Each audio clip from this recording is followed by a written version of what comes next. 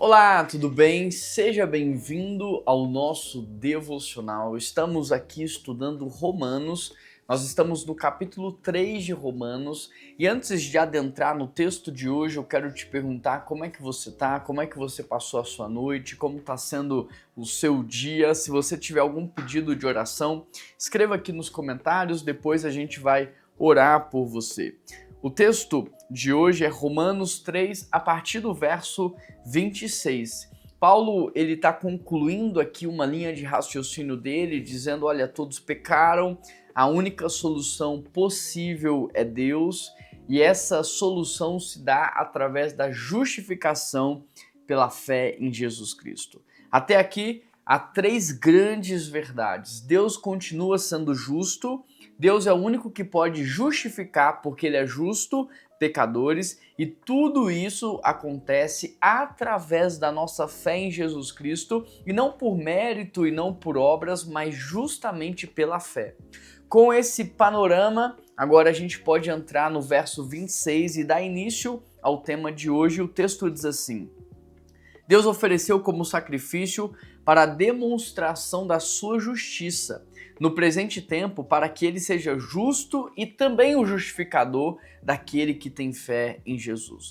Paulo está concluindo o seu argumento sobre a obra de Cristo na cruz, e Deus, ele está aqui nos mostrando que ele não ignorou o pecado da humanidade, ele não jogou esse pecado para debaixo do tapete, ele não está fingindo que nada está acontecendo, pelo contrário, ele derramou a consequência desse pecado sobre Jesus, ele julgou Jesus naquela cruz, portanto, o Deus permanece justo, porque ele não abriu mão da sua justiça para nos perdoar, ele exerceu a justiça divina para nos perdoar. A cruz resolve talvez um dos maiores dilemas da humanidade, que é se de fato Deus continua sendo justo por ter perdoado pecadores. E sim, ele continua sendo justo tendo perdoado pecadores, porque ele fez isso a partir da lei, a partir do sacrifício de Cristo, da condenação de Cristo ali naquela cruz, e por causa disso, isso não comprometeu a sua justiça divina. O perdão de Deus não custou barato, custou o seu único filho. O perdão de Deus não custou barato, custou o sangue de Jesus Cristo derramado naquela cruz. Verso 27. Onde está então o motivo de vanglória? É excluído. Baseado em que princípio? Da obediência à lei? Não, mas no princípio da fé. Então Paulo está aqui dizendo, olha, nós não temos motivo para soberba espiritual, nós não temos motivo para vanglória, porque o que nós temos vivido foi um presente, o que nós temos experimentado foi um presente, e um presente recebido por meio da nossa fé em Deus. Então não existe espaço hoje na vida dos cristãos para frases assim, olha, eu sou melhor do que ele, eu sou merecedor, eu sou mais digno, eu tenho tudo o que tenho porque eu conquistei. Não, o que Paulo está falando aqui é que não há espaço para esse tipo de pensamento e nem esse tipo de sentimento, porque tudo o que temos e somos foi por causa da cruz. Tudo o que temos e somos é por causa de Jesus Cristo, e toda honra e toda glória deve ser dada a ele. Verso 28, Romanos 3, verso 28. Pois sustentamos que o homem é justificado pela fé, independente da obediência à lei. Esse é um dos versículos, talvez aqui, mais importantes, porque está falando da justificação.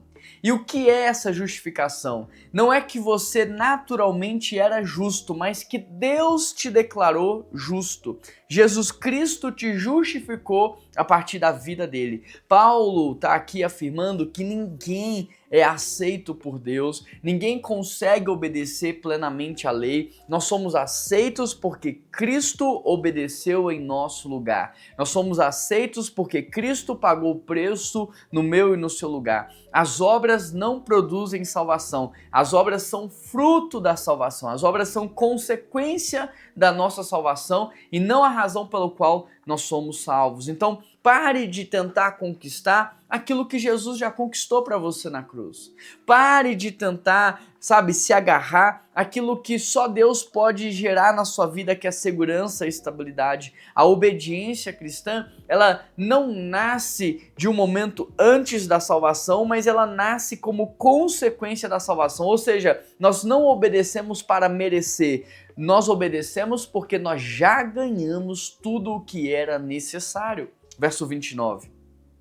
Acaso Deus é Deus apenas dos judeus? Não é também dos gentios? Sim, dos gentios também, visto que existe um único Deus que pela fé justificará os circuncidados e também os incircuncidados por meio da mesma fé. Os judeus, eles possuíam, a gente já viu aqui, muitos privilégios, mas não eram exclusividade. Deus estava abrindo as portas, Deus estava alargando as fronteiras. A partir de Jesus Cristo, o evangelho vem para romper barreiras, quebrar paradigmas, e agora há um só Deus, há um só Senhor, há um só caminho, há uma só salvação, há uma só fé em Jesus Cristo, e por causa de Cristo, tanto judeus quanto gentios agora podem ser salvos. O evangelho é para todo mundo.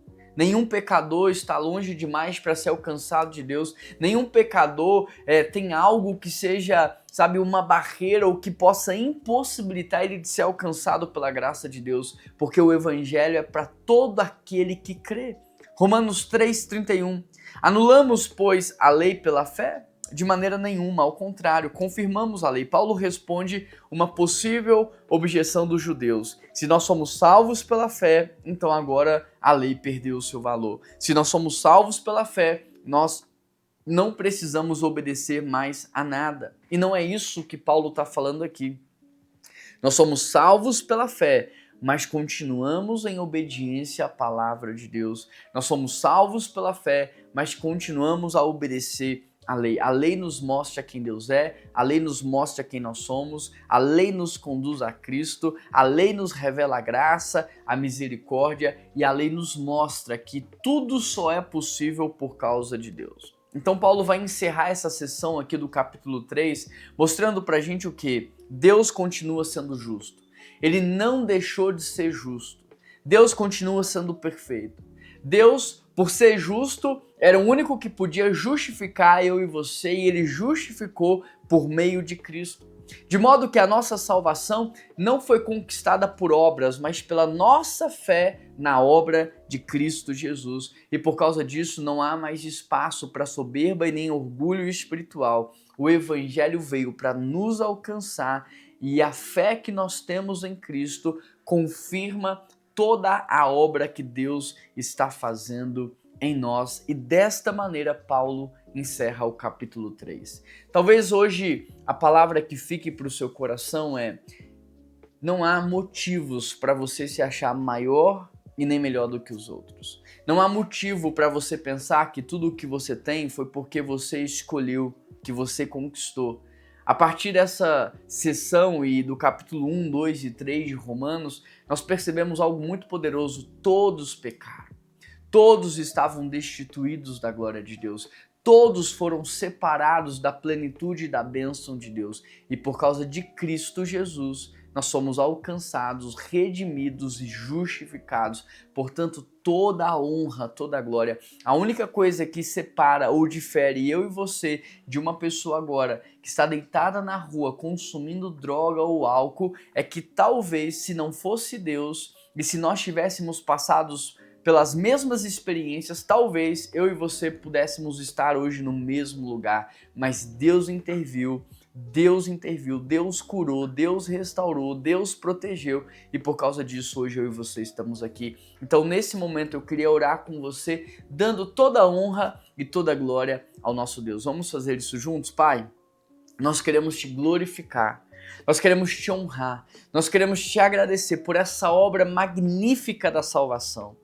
Porque o Senhor é tão perfeito que o Senhor Deus escolheu nos salvar de uma maneira justa, correta, e o Senhor cumpriu toda a lei para que nós pudéssemos ser salvos. Porque se o salário do pecado é a morte, então Jesus Cristo veio e ele morreu, ele entregou o seu espírito, ele pagou o preço, Pai. Portanto, o Senhor continua sendo justo, perfeito, maravilhoso. Nós te agradecemos pelo amor de Cristo Jesus que se entregou por nós naquela cruz, pela obra do Espírito Santo que nos santifica dia após dia. E Pai, quebra o orgulho, a soberba, nos dá humildade e nos ajude a glorificar o Senhor, porque tudo que somos e tudo que temos tem a ver com a obra do Evangelho, tem a ver com a obra da salvação, tem a ver com a obra do Espírito Santo nas nossas vidas. Esta é minha oração e em nome de Jesus que eu oro. Amém e amém. Se você ainda não se inscreveu no nosso canal, se inscreva hoje mesmo. Ative as notificações e compartilhe esse devocional com todo mundo, porque você é um missionário da internet. Um grande abraço, que Deus te abençoe e até amanhã.